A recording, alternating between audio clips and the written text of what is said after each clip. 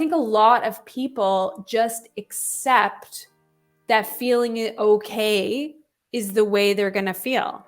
But don't accept that. Like, health is not merely just the absence of disease. Health is like thriving and feeling good and having a positive mindset and not dragging yourself out of bed. So, I just hope people listening to this, really, I want to empower people to know that they deserve to feel amazing.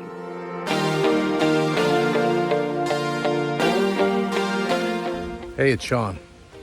Changing gears today. We're talking to someone who about 15 years ago found herself in ill health and decided to take matters into her own hand and find her way to healing through diet and lifestyle changes. And as a result, she became a holistic nutritionist and started a whole new business, which thrives to this day. And we'll talk all about it. I also want to say as a disclaimer that neither of us are saying that there are not instances where you need to talk to doctors and use allopathic medicine. But this episode is all about empowering ourselves and taking control. Ladies and gentlemen, Joy McCarthy is next. I think we first met back in 2010 when I had just come back into the country and then into the city. And I don't know where I found you or started to follow. I mean, it wasn't Instagram back then. I guess it was Twitter, maybe, or Facebook. Yeah. But I mean, you've been on the path since then, and you very graciously sat down with me to give me some info. I had a friend coming into town, and she was interested in becoming a naturopath, and you sat down to give me some advice about that. And I remember you were doing a parasite cleanse. Oh dear God, yeah. And you were really embarrassed because a subsequent time I met up with you, I feel like your skin totally broke out from doing the cleanse. Oh yeah. God, yeah. And you're like, oh God, Joy, like I'm feeling a little rough right now. I'm like, oh yeah, parasite cleanses are rough. There's your book. One of them. Yeah, a little bit younger though there. That's maybe yeah, but you've got some 14 years younger. You've got a painting in a closet because you really do not look very different from that, Joy.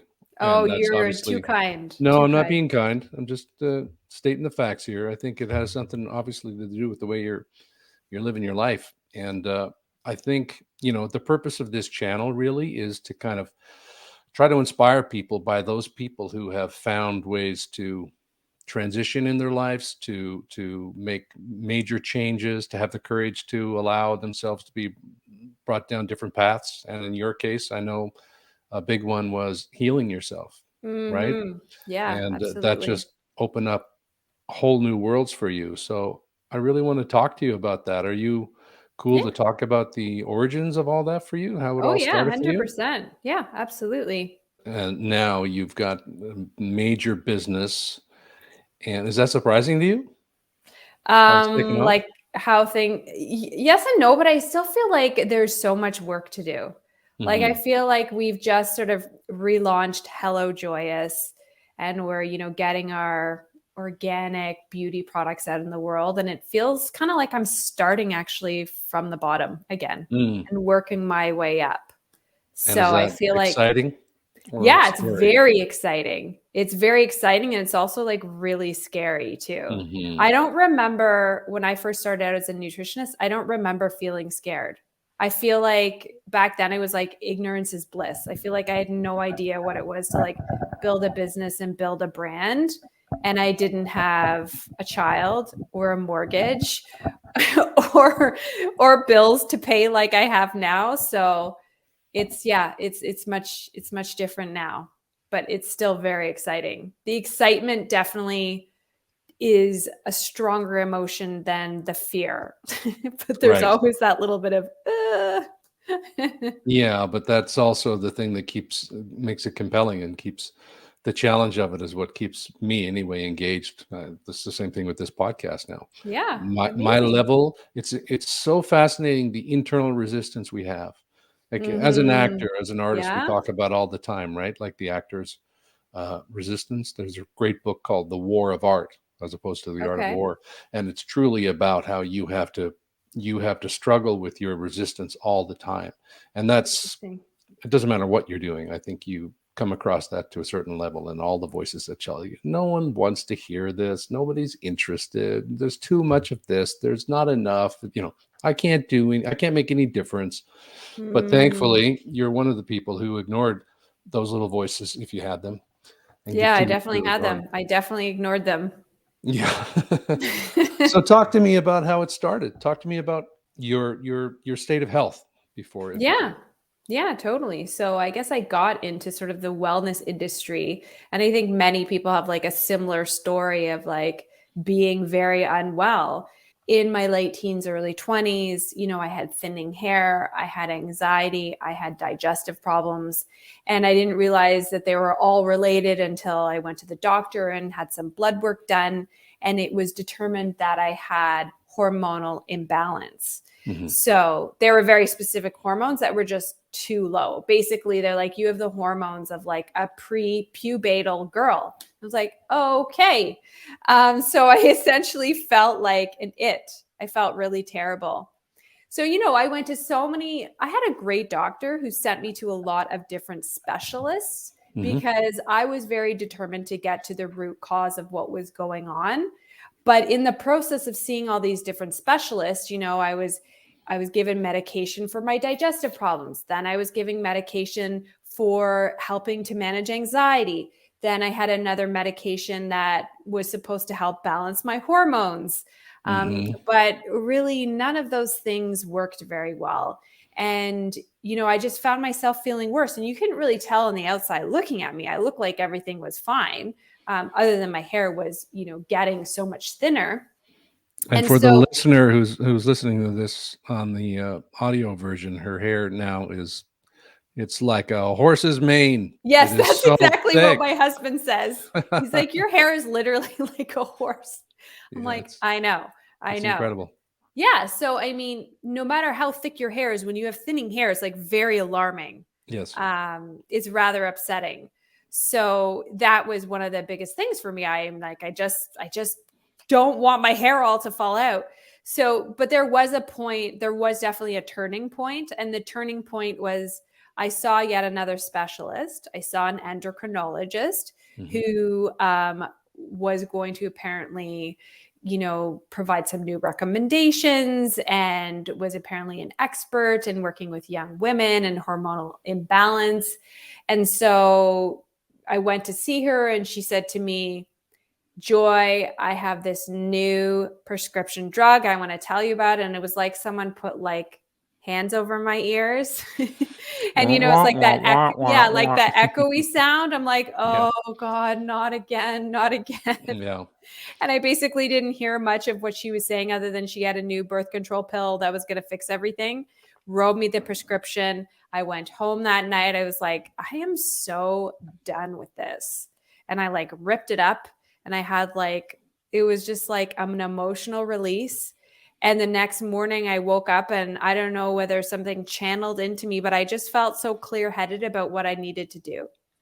I needed to go down a different path because I'd been going down this allopathic approach. I had a great doctor who sent me to all the right specialists, but no one was actually getting to the root cause of like, why were my hormones so imbalanced in the first place?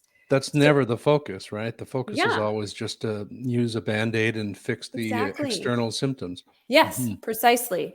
So what was your first step then? Yeah, so my first step was like looking at my diet. How can I change my diet? Is there something I'm eating that even though I'm eating healthfully is not the best for me? So I was eating a lot, I was eating a lot of like really healthy cereals, healthy in quotes. Like your typical oat cluster type cereals, bran type cereals. I was just eating a lot of very processed grains. And I didn't know until cutting those out and adding other stuff in that those were not good for me. They made me so bloated, constipated. So when I cut out, really at the root of it was getting to cut it. For me, gluten was something that was very problematic for me. So breads and cereals and pastas that had wheat gluten were an issue for me. So I slowly transitioned, and that made a huge difference for me. Now it's not, if someone listening to this has hormonal imbalance, it's not always, it's like nutrition has to be such an individualized approach. I don't want everyone thinking that everyone needs to be gluten-free, but a lot of people benefit if you have any sort of inflammatory based conditions or hormonal issues. Taking a break from gluten can help you feel a lot better because it is so inflammatory. And the key, what I'm hearing you say is you had a positive feedback loop started already, because you took one step, you took an action, and you were able to gauge whether that was successful or not. And thankfully, in your case, it was. And that started you moving down a path then, right? To continue to finesse and fine tune and learn more and expand your knowledge base. And so what was the next step? Was that when you decided to start studying nutrition as holistic nutritionist? So I'd say it was 6 or 7 months of making different changes. So supplements, I made lifestyle changes, and then, as I mentioned, food changes. So it was about 6 months till I really felt like I was in like full recovery mode. My hair was growing back. My digestive problems vanished. My anxiety was greatly reduced. I went back to my doctor, had the blood work done, and he's like, everything looks fine. And I was like, well, I knew that because I feel great. And so that was what inspired me. I was like, oh, I know there's a lot more people suffering out there. I need to go back to school and learn more so that I can help more people, because I know how to heal my own self, but there's so much information that I need to learn. So that's what inspired to me eventually leave marketing and advertising, because that's what I was doing for the first 7 years of my career, and go back and study holistic nutrition so that I could, I just really wanted to help people. That's what it was in the very beginning of building Joyous Health, was I just wanted to help people. If I could do that, I didn't care about the money. I was just like, if I can do that, then I'm going to make a difference in someone's life. That is huge for me. And that's all I want to do, because I felt so hopeless. I really felt like I was just always going to feel like an it. Like this was kind of it. I just feel like an it. I have anxiety. I have digestive problems. This is just how it's going to be. Yep. And so, and I think a lot of people just accept that feeling okay is the way they're going to feel. But don't accept that. Like, health is not merely just the absence of disease. Health is like thriving and feeling good and having a positive mindset and not dragging yourself out of bed.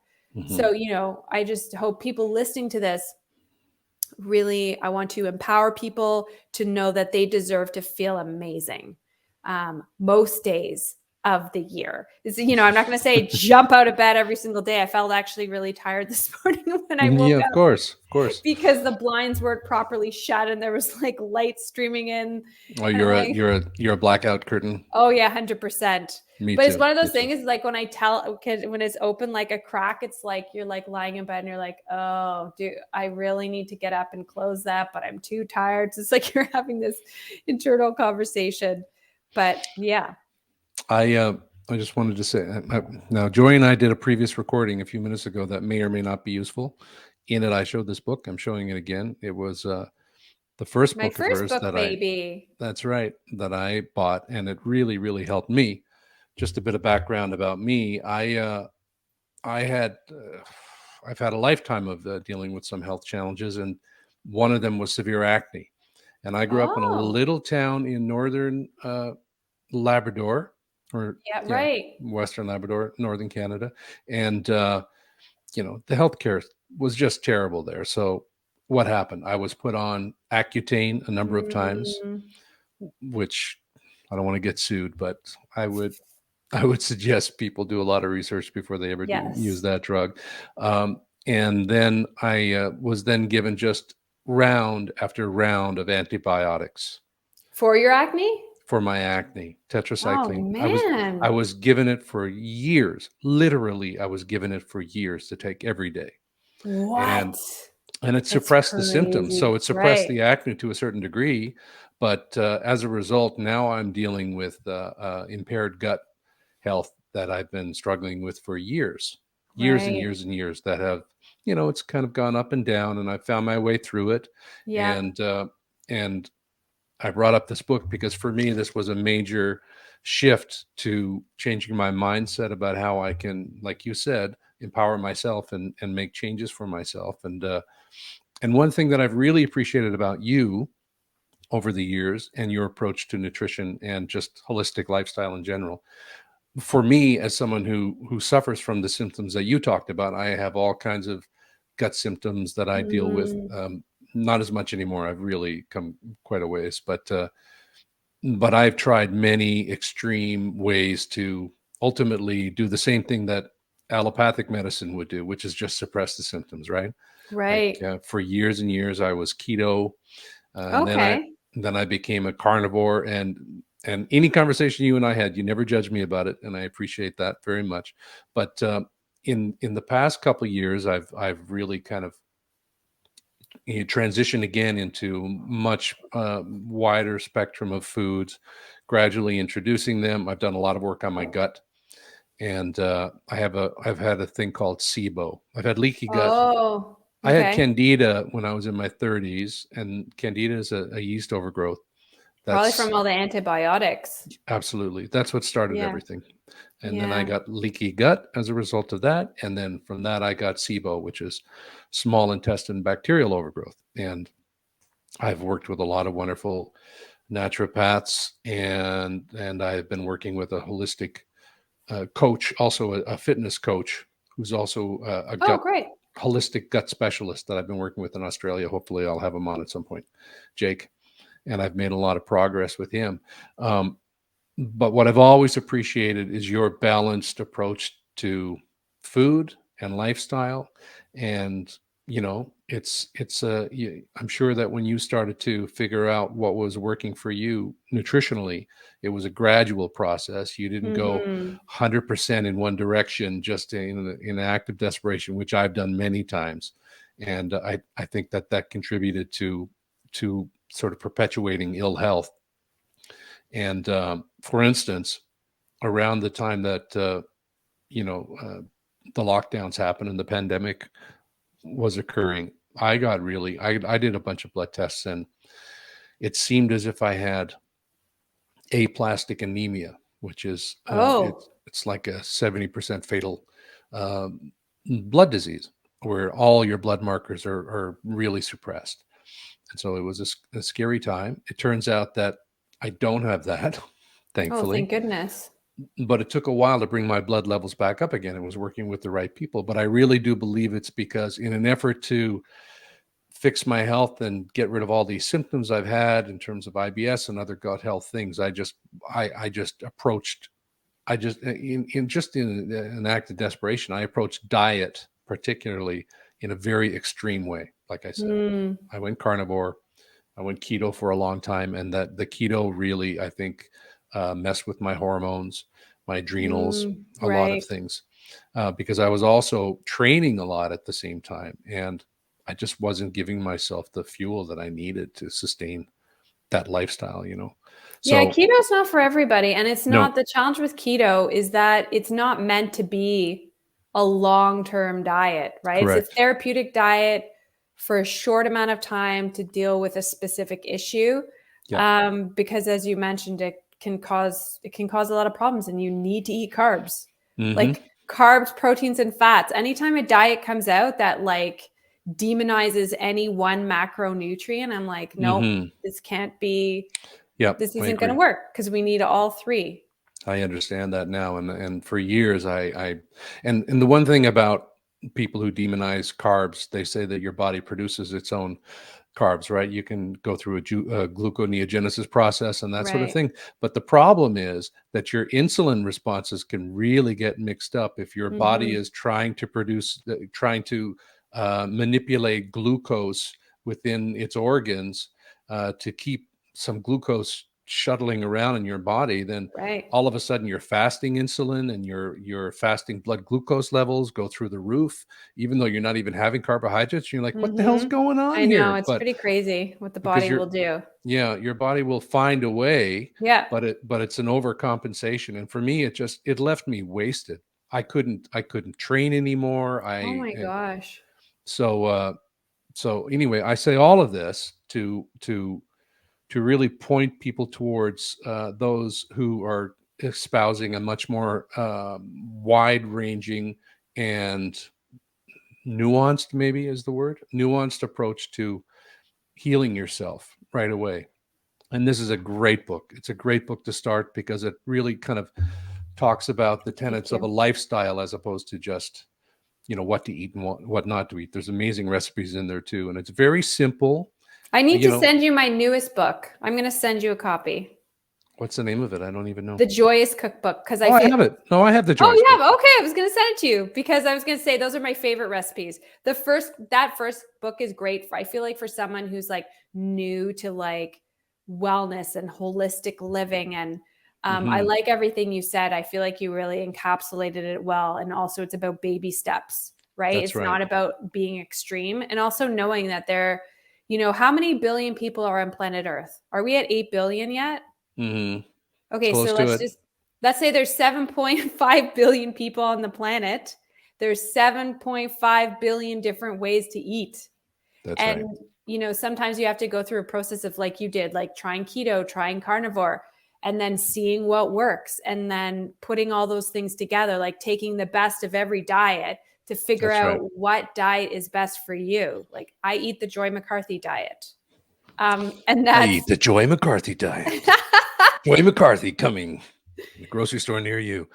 Hey, I'm just going to butt in for one quick second to say if you're enjoying this conversation, please hit the like button and the subscription button because it helps push this out to more people to watch because I need audience members. Thanks. Just to jump on that, I was a vegetarian for 12 years. Oh, wow. I didn't know that. And then I was a vegan for 2 years. Oh, wow. And it just didn't work for me. So you've tried them all. Yeah. And what are you eating now? Like, do you still have your health issues? Or they like you manage them? I'm much improved. I'm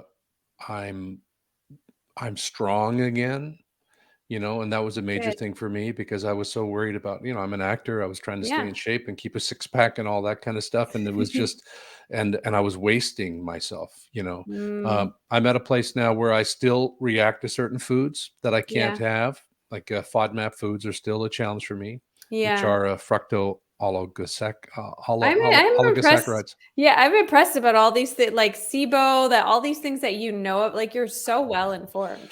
Well, it's been a lifetime of chasing the dragon, as they say, but anyway, I'm stronger. I'm now eating a wide range of foods, and I'm eating carbohydrates again, unprocessed carbohydrates. But I have fruit and I have some grains. I have oats and I have rice, and that's making a huge difference. Potatoes sometimes. But now I'm not limited. I don't consider myself to be someone who's limited. I can eat anything, anywhere, anytime. The one thing that I have to do, and you will disagree with this, and for understandable reasons, you very strongly espouse the notion that you should not be dieting, you should not be counting calories and all that. For me, I had to start counting calories because I just was not eating enough food. Oh, I see. To get yourself to eat more food. Yeah, because I was, I'm a 6 foot tall guy. I was, at my heaviest when I started working with this guy, Jake, as a carnivore.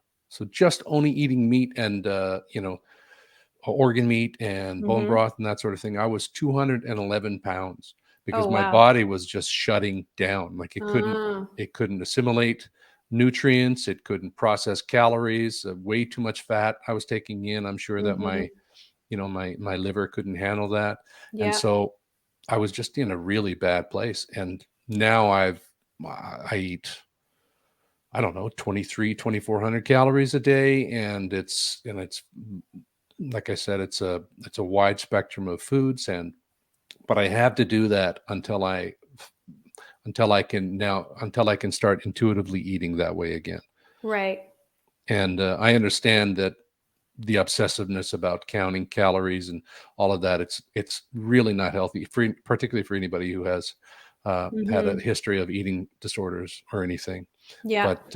But it's also important that you become aware of what you're eating in a way, even if that's maybe just like a lot of naturopaths would say, maybe you would too, if someone came to you, log what you eat for Yeah. Do a a food week or diary. two, Yeah. I'm a big just fan to of get a that sense of because, that. yeah, you have a sense of like how food makes you feel emotionally and physically. And I Yeah. think there's a lot of people out there who don't make that connection. And a food diary is a great way to help you make that connection if you don't know. Yeah. So in the theme of changes and moving forward, as this podcast is about, once you started to heal yourself and feel empowered in that way, it obviously led you to study to become a holistic nutritionist. And where did it go from there? What was the evolution of that for you in terms of where you are now with your business and teaching and all of it? Yeah, so it's interesting, like entrepreneurship is not a straight line. It wasn't like I was like, okay, I'm at point A and I want to get to point G by X date. Right. So it's, been lots of this and lots of ups and downs over the years. But I've just loved being a nutritionist. So like for the first 7 years of my career, I was working with clients one-on-one. And I stopped doing that around 2016, I think at the end of 2016, because I wanted to do other things. I wanted to write more books. I wanted to develop products, because being a nutritionist and what I do, it's so much more than just food. And food is just one piece of sort of our wellness puzzle. There is what we use on our body, what we brush our teeth with. There's how we manage stress. There's how much sunlight and daylight and outdoor time we get and how much movement. And these are all different, and sleep. These are all different pieces of the puzzle. So for me, over the years, I've always really enjoyed talking about all these different puzzle pieces and really educating people. So even though, what I've done under the Joyous Health umbrella, that's our business name, has changed over the years, the one mission has remained the same. That's always everything I do in terms of creating content, whether it's on social media or on the blog or on my podcast, is just always rooted in education. I just always want to educate people so they have the information to make informed choices. Educate, let's use sleep as an example. I love talking about sleep because I love my sleep. And I do not sacrifice it for anything. Like I would much rather stay home than go out and party because I want to go to bed at a good time and wake up feeling good. So I don't know where I was going with this other than to say, I was using sleep as the example. Like if I'm feeling really inspired about talking about sleep, then, I'll go through a period of time where I'm creating lots of content and educating people how you can get a better sleep. What are key things you need to have for good sleep hygiene? So it's always been my mission to educate people first so that they feel more informed, so that when they are deciding, okay, should I take a sleeping pill, or should I smoke a joint, or should I drink a tea with a lemon balm and chamomile? I want people to have all the information to make an informed decision so they know why they are, if someone's taking supplements, I want someone to know why. That's so important. Yeah. Right? Like And you sounds like particularly, yeah, I mean, I went to a lot of really good naturopaths, and naturopaths, for anybody who doesn't know, are very expensive. You end up spending a lot of money, and very often it's not covered.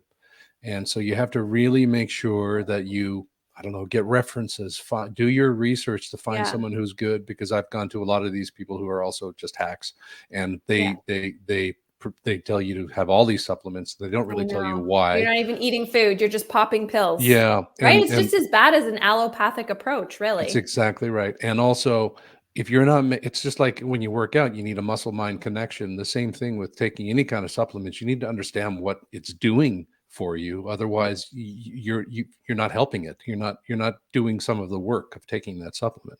The awareness of it. I wanted to ask you, when you talk about I'm so excited to talk to you. I just, I mean, Yeah, it's this so is fun. like, this is kind of a space that I don't really talk a lot about because none of my close friends are as focused on it as I have been. Right. So, you likely have a lot of people who you can talk shop with, but Yeah, 100%. the shop that I talk is different than this normally. So I'm Right. very happy to have you here. But you talk about you became interested in things other than diet and all the various other elements to improve your health and lifestyle. Did you study to learn about these, or did you just start educating yourself by researching? And how did you There's go about that? a bit of both, like over the years. So sure, I did my, holistic nutrition program, but over the years, I've just, I've taken different courses, read different books, done different webinars, listened to a million different podcasts. Over the past like year and a half, I've been taking a course. I'm enrolled in a program on integrative dermatology, Wow. so that I can learn all about, it's basically like a more naturopathic approach to skin. Even though I'm not a naturopath, I'm learning from traditional, conventional dermatologists all the ways in which you can treat various skin disorders naturally. So Amazing. yeah, over the last like 13, 14 years of being a nutritionist, things change, information changes. So I'm always like getting new certifications, taking different courses. But that's not necessarily something I like tell everybody. So it's a good question to ask. I'm just always, I take this information in and then I put it out there and educate. But I'm always learning because I just get bored if I'm not. I'm just such a research nerd. I get pulled down the rabbit hole very easily. And before I know it, my eyes are bleary and I'm reading papers online. But it's so enjoyable to me because I just have such a hunger for learning new things. And this information it's always changing. Nutrition is always changing, right? Yeah. So let me ask you this, and that's what I was about to follow up with is there's so much information and there's so many perspectives and everybody has their biases. How do you Yes. see yourself through to what you believe is I won't say right, but at least intuitively for you, the right direction to Yeah. think in? So with anything that I learn, it's always like a gut check. Does this actually make sense to me? And I feel that you can, for any particular health issue, you can find a whole variety of opinions and positions and papers and views. And so you have to be kind of discerning, like what makes the most sense, because there's so much conflicting information. Like you look at nutrition, and that's a perfect example, like the carnivore diet, lots of good studies to support it. But then there's other studies that say, well, how are you supporting your gut microbiome? The keto diet, lots of good studies for weight loss, for insulin resistance. But then other studies, right, will show that, okay, well, it's not good for this and it's not good for that. So for me, it's just always about knowing both sides of the story, doing a gut check, and then testing it out on myself too.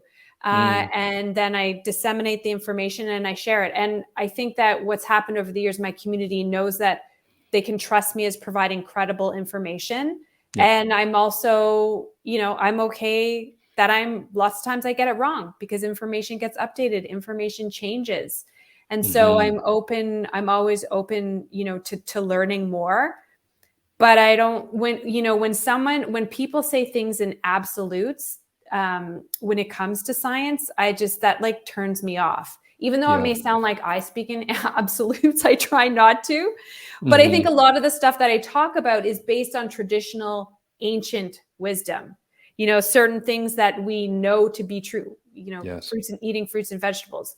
We know that to be true to prevent cancer because we need to get lots of phytonutrients in our diet, which are the plant compounds that come in the tens of thousands. There's over 23,000 known plant compounds, phytonutrients in foods, in fruits and vegetables. So if we just swear off fruits and vegetables, how are we getting all those plant compounds? But did we need science to tell us you need to eat fruits and vegetables? That's why I was like, question, but these are things that this is like ancient wisdom. We know we need to be eating fruits and vegetables. And then you got to fine tune and figure out kind of like what works for you. But what's the challenge is, yeah. for example, with fruits and vegetables, though, is that because of the way they've been cultivated in the last 100 years or so, things have changed. Yes, for sure. The ground is not as mineral resplendent, and also the amount of sugar has been concentrated in a lot of fruit. So again, you've got to you can't be dogmatic about fruits are great for you and I can eat billions of them. That's the challenge, and it's really easy to. I think the reason why there are such extreme views, it's just like politics.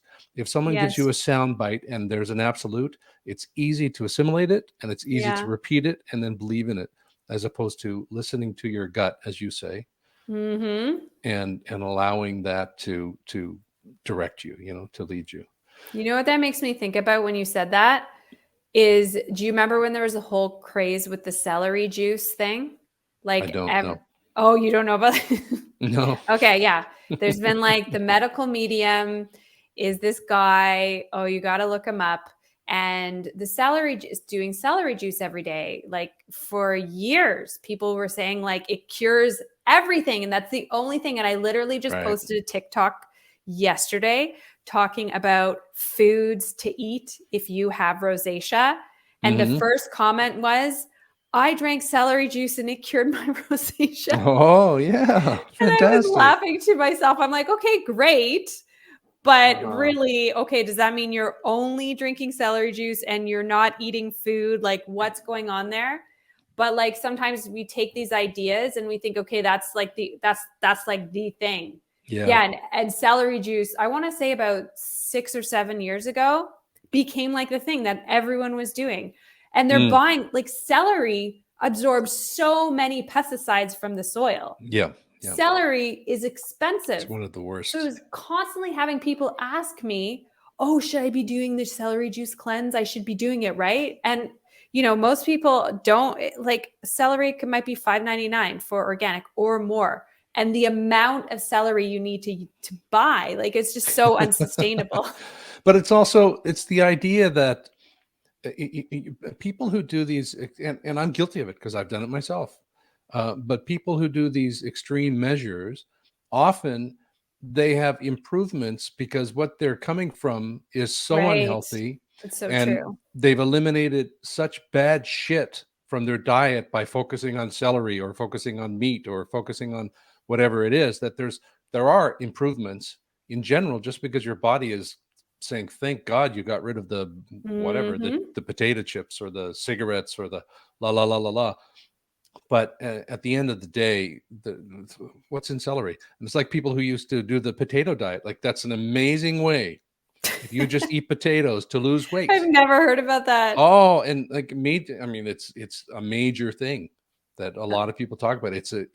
Because it's such a high volume food with low calories. Right. And there is some vitamins in it, but it's potatoes. There's not a lot of vitamins in them. Oh my God, that's so funny. I've heard of like the grapefruit diet, the cabbage soup diet, all like the different cleanses out there. But you brought up a really important point. And that is when you go from eating processed foods with very little nutrition, you see this all the time with veganisms. Like vegans, sorry. It makes me think of Bill Clinton.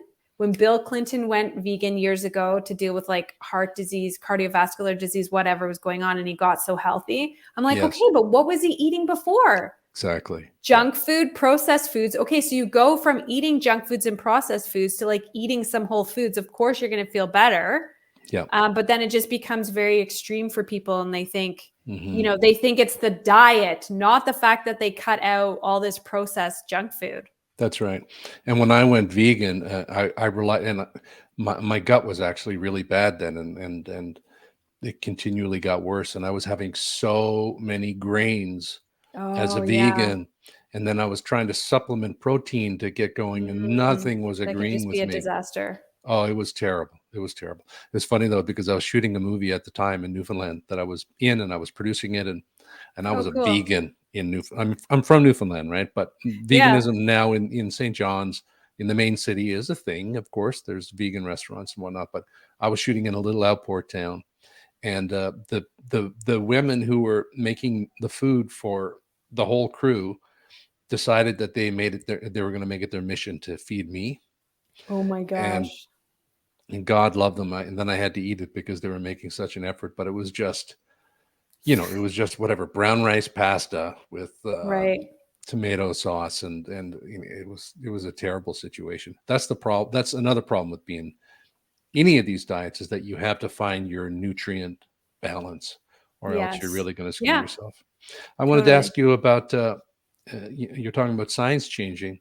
The microbiome now is the new frontier, and every day there's new information about that. Are you following that really closely, and how Oh are you yeah, doing that? 100%. I feel like it has a close place in my heart too, because my mom worked in microbiology at Toronto Western Hospital for many years. And when Oh, I was a kid, I used to go to the lab, and they had these gigantic pickle jars on the top shelves in the lab where she worked, and they were people's intestinal worms. hey. And it was so cool. It was the coolest thing. So it's interesting to see, like back in the 80s, when my mom was in microbiology, microbes were bad. They were something you had to eradicate. You did not want microbes anywhere, like they were all bad. Yeah, So, it's amazing to see how many years later, 40 years later, is my math right? 40 years later, how far we've come, but I feel like we still have so much to learn. But the one clear thing that all scientists agree with is that a healthy microbiome is one that is diverse. So your yes, gut microbiome must have lots of different types that's of right. bacteria. So the way to do that is eating lots of different plant foods. You don't have That's to right. be vegan, but eating lots of plant foods to really nourish your gut microbiome. And fiber is a thing, that I've struggled with, because as someone with leaky gut and SIBO, Yeah. fiber can really fuck you up. It certainly Yeah, did for me. totally.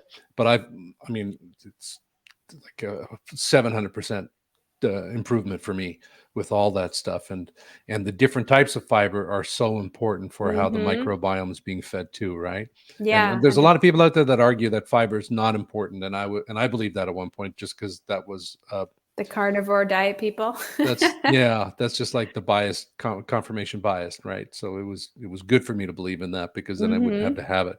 But truly, it's so beneficial and so important Yes, for the microbiome. totally. I've had a couple different microbiome experts on my podcast actually, and I remember I had one. He is a microbiologist out of BC, Dr. Finley, and he's written like 3 different books all about the microbiome. And he is like on the front lines doing research on the microbiome. And I interviewed him, I want to say it was like 2018 or 2019. And then a couple years later, I interviewed another naturopath on the microbiome. And the similar thing was let your kids play in the dirt. Yes. Don't freak out. But he actually has a book called Let Them Eat Dirt. Not that you want your kids to be eating soil, but you get some parasites with that. But don't be overly obsessed with sanitizing everything, and make sure you have lots of variety in your diet. And that's basically, in a nutshell, everything that I've gathered about the microbiome is have variety. Aside from I think people get so down the rabbit hole of oh, I need to eat prebiotics. What specific probiotics should I take? And then they're like, okay, which food has the highest prebiotics? And I always tell people, don't worry about that. Just eat lots of different Just eat plants. a lot of different things. Yeah. And when Yeah. it comes to prebiotics too, soil-based prebiotics are the most important thing, right? Or probiotics are the Yes, most soil-based important. probiotics, which you can't get in Canada, which is really annoying. They're not approved by Health Canada yet, but of course, there's other ways to get them. Yeah, and I think soil-based probiotics are like the future. I think that's what we're going to see. It just makes so much more sense. I personally can be bothered by probiotics that are they tend to I have to be really careful. So soil-based probiotics just make so much more sense. It's just harder to get them. And also, it should be said that if you're looking at probiotics, you need to find some that are either enteric coated or something that's going to actually allow it to get through your system and not just be eaten up by acid in your stomach. Yes, exactly. And some of them have are not, so enteric coated, actually enteric often means a plastic coating, but So not enteric coated, folks. That's what I'm saying. Yeah. Don't have the enteric coated ones. No, but you're on the right track that enteric coated means that it won't get broken down by your stomach acid. But there's also probiotics there are some that have time release. There are also some probiotics that are in fact acid resistant. That being said, I used to be the biggest fan of taking probiotics every day. I actually am not taking any probiotics right now. I haven't taken probiotics in quite some time. I don't know.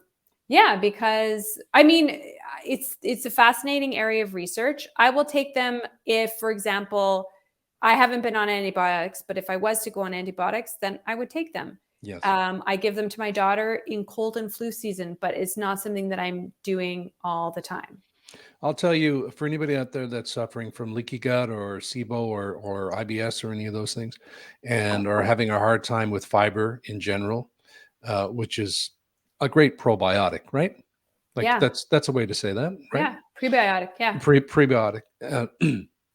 I started taking sun fiber, which is a soluble fiber, and I take that every night before I go to bed. And I was so nervous when I first took it. You know what effect that's going to have, but that for me has helped me make the most improvement in terms of being able to assimilate vegetables and everything. Yeah, that's been a huge change. Oh, that's awesome. Sun fibers in a lot of different protein powders use it. Different protein powders have sun fiber in it, which is partialized hydrolyzed guar gum. I can't even remember exactly what it is. I think it's kind of like sun fiber is like a trademark brand. Yeah, that's right. Yeah. I use a brand called AOR, which has it. Yeah. So I also want to talk. This is, I honestly could force you to stay on this as long as you would let me, but we're not going to do that. I want to talk about you starting your business, and presumably doing a lot of research and development into these organic products that you sell. And I've bought them and used a lot of them myself, and they're fantastic. Amazing. I couldn't use the dry shampoo. I mean, it works great, but it was too light. I couldn't find the right color. And I'm a dude. Did you try the dark one? I did. I don't know. Maybe I did. Maybe I didn't. If you use too much, then it leaves a residue. You have to do a very light. If you still have it, a light sprinkle, and then brush it out. I'm a guy. I'm just like. You need to get PJ to do for you. That's a good idea. PJ, can you come dry wash my hair, please? So what was that? Why did you start that? And what was the process of getting going in terms of actually getting from the idea of, I think I'm going to sell these, to actually producing and getting them out there? Yeah. So, I mean, as a holistic nutritionist, as I already talked about, it's not just about what you eat. And I've always been really passionate about what you put on your skin, because what you put on you gets into your body, and what you put on your body is a faster route to your bloodstream than actually eating it. Yes. So about 10 years ago, I started making my own products. I was making lip balms. I was making sunblock using coconut oil and zinc. And everyone was asking me for my recipes and my products. This is back in 2012. So it's a long time ago when these ideas started percolating. Then we decided, so I was making all this stuff and I was ruining all these pots in my house. I was doing it in my kitchen. I was like, okay, this is not sustainable. So we decided to, take it up a level, and Walker joined, my husband. He joined Joyous Health 10 years ago in 2013. And that's when we launched our first products. So even though we've just relaunched Hello Joyous with a full skincare, hair care, body care line, it actually started 10 years ago with our first product, which was our body butter. That's right. Yeah. So I remember that. What's that? I remember that. Yeah. So body butter was the first product. It's our best seller to this date. Amazing. Because it is There's no fillers. We don't use water in any product. We don't use any, like a lot of companies will use lots of vegetable oils to, fill out a product. So with our products, we've just been really committed. We spend a long time in research and development. Our products go through so many iterations. It's costly. It takes time. It takes a long time to get it right. Like with our dry shampoos, for example, we went through so many different versions of it to like get it right and then get the right smell, because we don't use any fragrance in anything. So it's so rewarding. I'm really proud because I feel like what we've created is different. What we offer doesn't have fillers. We don't use water. So therefore we don't have to use preservatives, because water breeds bacteria. And so many cleansers on the market, when you look at different skincare lines, look at what it's made of. I'd say 80% of the time or higher, you'll see the first ingredient is water or aqua. You see and then that, they have to compensate for that for right, all the other ingredients. Exactly. They have to put in preservatives because water goes bad really quickly. So instead, we don't do that. We use concentrated organic plants, so botanicals, and then we don't put water in. So you're getting a more concentrated product, which means you have to use less of the product. We can use less packaging, so it's more eco-friendly, more sustainable. Everything is organic. And, what has been so rewarding is like hearing from people, reading the testimonials, seeing that people are really benefiting from less is more. I'm all about skinimalism and minimalism when it comes to personal care products. Use fewer products with few ingredients. Like your skin actually doesn't need a lot. There's so many products that will moisturize your skin really well, but how many of them are nourishing? That's right. Right. And also it's worth, or you're just moisturizing it. It's worth saying, and as someone who has had such bad acne for such a long time, that it was all about using those over-the-counter medications to dry it out, right. and the ointments and all of that stuff. So when it comes to things like moisturizer and products on the face, a lot of people, like I was for years and years and years, were terrified of using things that were plant-based, like coconut oil and that stuff. Can you speak to that and the benefits of using something like that as opposed to the non-comedial quote unquote non-comedogenic stuff? Well, coconut oil, you still have to be careful with. So in our cleanser, we actually use coconut oil, but it's saponified. It's coconut oil that's like turned into a soap. So it's not like you're putting coconut oil on your face, because coconut oil is comedogenic. What that means is it does clog your pores. So someone like you, Sean, who has dealt with acne in the past, coconut oil may cause a breakout. Someone who has really dry skin, it might not. It's just not always my first choice for the face. I think coconut oil is great for the body, but coconut oil is antifungal, antimicrobial. There's so many different benefits of it, but when it comes to skin, I would not be using like a coconut oil based serum. I'd use like a lighter type of serum, whether you have acne prone or really dry skin. So, within the spectrum of plant oils, there's definitely, just because something is a plant and it's organic actually doesn't, we have to also say that, like, just because it's natural and organic doesn't mean it's actually going to be good for your skin. Right. So, over the years, I've done the research and the R&D and knowing, okay, like these plant oils are really good. These plant oils are not great. They're good for some things, but for putting on your skin, not so much. So my favorite oil, especially for aging skin, for sensitive skin, for sunspots, hyperpigmentation, is rosehip oil. That's my absolute favorite oil. That's what I use every day. And people think that they need to use like moisturizers and lotions. Like I said, what the skin needs is actually really simple. You need hydration and you need moisturization, but you can get moisture. You can get moisture from things like rosehip oil, which is a wonderful oil that like literally nourishes your skin, versus all these chemical based conventional products that, sure, they're going to moisturize, but they're not actually going to feed your skin. They're not going to give your skin what it actually needs to be healthy. Yeah. So you have this company with your husband? Yes. Walker? Hello, Joyous. Yeah. We run it together. Joyous. We just relaunched in April. So it's like brand new.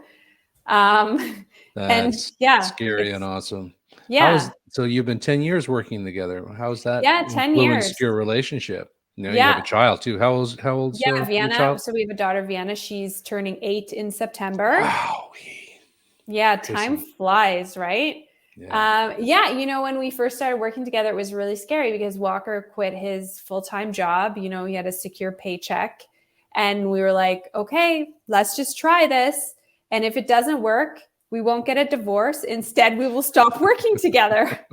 Good plan. Yeah. Good So plan. that's what we kind of said since day one. But the thing is, I feel like our strengths and weaknesses really complement each other. Mm-hmm. And we're not too opposite that like we're opposite in some ways and very similar in all of the right ways. So I feel like we complement each other. That being said, it's not sunshine and rainbows every day.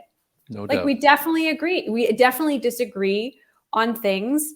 And it's funny because you argue with your spouse different than you would argue with like an employee or a colleague. Mm-hmm. Right? Yeah. It's just like, you could be like fully honest, like that is a shit idea. But then you also have to filter your thoughts too and be like, okay, well, this is also a human being. And maybe that's not the nicest thing to say, even if you think it's a shit idea. Yeah. So do you find that does he defer to you in terms of the products and the knowledge base of things? Yeah, And for then, sure. So I'm more like the creative and doing the research and figuring out, what is it that I want to create? And then he's all about like operationally, like making everything happen. He does all the stuff in behind the scenes. There's so many things that he does that I don't even know where to start, but he set up our entire Shopify website. Like he does all the back end with the website. And then he like makes things happen, like gets the packaging ordered. We have a full-time designer. So we all work together to like actually create the packaging. That part took like 8 months. Because we relaunched our packaging. We wanted to get rid of labels so that you could properly recycle it. Because you're actually when you recycle glass, you're actually supposed to remove the label. Rip the label off. People don't know that. So we decided to instead, all our packaging is glass and it's like etched on the glass. And also you're supposed to, if you have a plastic pump, you always have to remove the plastic and recycle both and make sure they're both clean. So anyhow, he does a lot of stuff that I have no idea how to do what he does.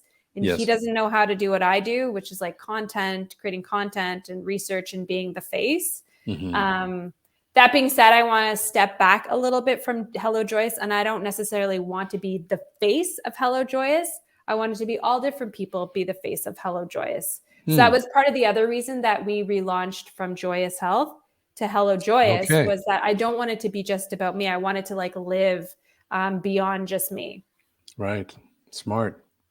And do you feel as if working together for that long has, I'm sure it has, how has it impacted your marriage and how you relate to each other? And are you workmates and then that shuts off at a certain time and then you're husband and wife, or does it bleed in? Are you very disciplined about leaving at a certain time, leaving the work where it is and then moving on? How does that work? I feel like I am. Walker definitely is. It's harder for him to do that. But I also think like he enjoys it so much. Like on the weekend, for example, there's lots of times that he'll come up to the office and he wants to work for an hour. And I feel like he just like needs that space for himself and he really enjoys it. So I could call him a workaholic, but he would say he's not. But it's much easier for me to like shut off, because I feel like when our daughter comes home from school, like I don't want to be thinking about work. I don't want to be checking my phone. I'm not perfect with that. So, kind of like figuring out the balance with that. But I feel like we're pretty good with it. Like we try and take Fridays off. So Fridays are just for us, or we work a half day Friday. So we kind of have like a 3-day weekend. So Fridays are meant to be, we go and do something together. And then I feel like it's always like about balance. It's like when I feel like we're falling off balance, like I'm like, I feel like I haven't looked at you in like 5 days, even though I see you every single day. Yeah. Like I feel like when we're getting off balance, I feel like we're both good at being like, oh, hey, remember me over here? Like, why don't we go for lunch? Why don't we go for dinner? Let's get a babysitter. So, we're not always perfect at it, but I feel like when we're getting too far apart, one of us is always like, oh, hey, like, remember, like, we Yeah. gotta, our relationship is number one, and let's remember to always make that a priority. So it's just kind of like balancing that. It's not always perfect. It's when we're falling off the wagon that we're like, oh, right. We got to get back on that. I'm really feeling that for the first time, because in my work, we live out in the country. When I Yeah. work, I go away and I do my acting, and then I Right. come home, and I'm home and it's like, oh, hi, honey. It's fantastic to be home. What a beautiful place we live in. Let's just relax. But now I'm working from home with this.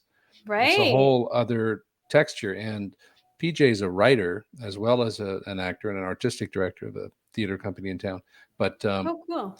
so she is always on Zoom. She's working, and I'm understanding that that's something now that we're going to have to navigate in a way we never have before, because I've just been walking like for 2 weeks now since I launched this thing. I've just been, what? Hi. I'm just, it's not good. It's not good. We're almost running out of time. But so you're aware of that, right? That's what's key. Well, I think guess. it's when I guess. I mean, yeah, I'm aware of it, but I also have to get this done. That's my problem. Fitness. I know that fitness is a big part of your life. Mm-hmm. Absolutely. I mean, I don't want this to be I think people should, and they will. I mean, you have such a huge following already, but people go find you on Instagram or Twitter, or wherever, and you'll learn so much just by looking at past posts. But in terms of general philosophical approach to fitness, what do you say about that for yourself? How do you navigate that? Yeah, just movement every day. I wear an Oura ring. I don't know if you're familiar. Yep. My Oura ring is like an activity tracker. I don't live my life by it, and I'm not checking. It's connected to an app on my phone, and I don't like check my phone all throughout the day. I just know, based on having it, I've had it a few years now, that like I need to constantly have movement in my day. And I know when I don't, I just don't feel great. So yeah, I do something every day. Like today, I did a strength workout this morning. Then I did a yoga class, which was great. So I do something every day. On the days that are quieter than yesterday, like last night, even though the air quality is terrible in Toronto, it didn't smell like smoke. It didn't smell like a bonfire at like 8:00. So I actually went for a nice long walk by myself. And it was because Walker was putting Vienna to bed. It was his turn because we take turns. I'm like, okay, I'm going to go out for a walk. So I think the most important thing is just make sure that you move your body more often. It's not about going to the gym and running on the treadmill for an hour and sitting all day. That's actually not enough. That's not going to help you in the long run. And the research has shown that too. The research shows that sitting is what puts us at a greater risk for cardiovascular disease. And the only solution to that is moving more and sitting less. So no matter what you do, just make sure that you have more movement in your day. I'm embarrassed because I'm actually at a stand-up desk here and I'm sitting at it. You know what? I am too. I have a stand-up desk and I'm also sitting, but I feel like I was standing most of the morning. Yeah. But yeah, having a standing desk is a great way. But you also have to be careful because you don't just stand in the same position. You don't want to lock yourself. Yeah. Yeah. So I actually have this device, and it's like a skateboard shape, and it's got a concave bottom. And so when you stand on it, you're constantly shifting your hips and moving so that you're never locking your hips in. That's a really cool idea. Or sitting on a stability ball is a good idea too. Yeah. And there's even chairs that you can get now that are where you're kneeling forward, I think, and that kind of helps because you're having to support yourself up.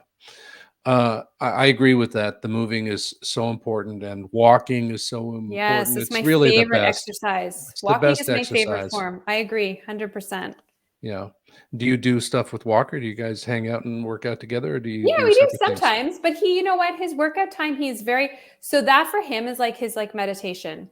He loves to do strength training. And I know when he's getting like a little bit like angsty, he needs to like go and work out. So, he gives me workouts, but when it comes to like strength training, he does his own thing. I do my own thing. When we're traveling somewhere, we always go hiking as a family.